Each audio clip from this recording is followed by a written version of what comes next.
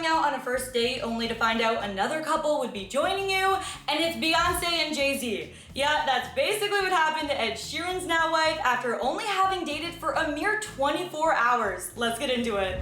When it comes to his personal life, Ed Sheeran typically remains tight-lipped, and rightfully so. But during a recent interview with Rebecca Judd on Apple Music One, not only did he divulge details about the beginning phases of dating his now wife Cherry Seaborn, but he also divulged just who tagged along during one of their first dates. After learning Jay-Z's hit Empire State of Mind for a live lounge session, Ed revealed that Jay-Z and Beyonce later stopped by one of his gigs in Brooklyn and ultimately extended him an invite to dinner. He said, "So I went out to this restaurant and then my mates were in town, actually my now wife. It was like the day after we'd had our first date." Ed then recalled going to dinner with the Carters and hitting up a bar after, where a guitar was being passed around and he once again played Empire State of Mind. "5 of us in a room with Jay-Z and Beyonce.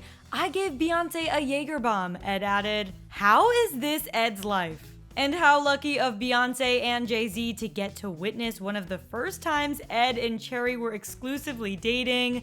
But speaking of Ed and Cherry's date nights, he also opened up about the one thing that is off limits when the two of them are able to have an evening to themselves. He explained, quote, "Me and my wife have a strict date night every single week.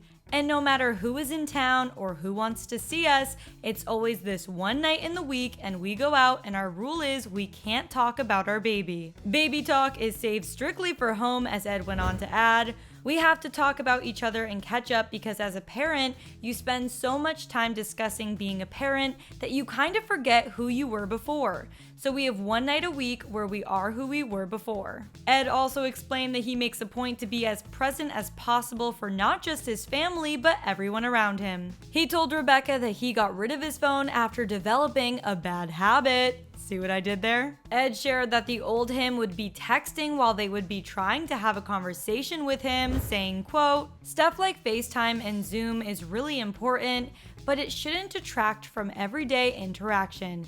If we were having a conversation right now and I just kind of was still talking to you but texting, I just think it's rude, innit? You're not in the moment." After playing his new album for a friend recently, Ed admitted that he was shocked at the fact that his friend was on his phone the entire time. "I just feel like he's not actually listening to the record and he's in a conversation." I think we can all agree that if Ed were to play any of us his new album, which hopefully will drop soon, we would be all ears. And to see what Ed recently dished about Taylor's upcoming album Red, Taylor's version, click right over here for the full rundown.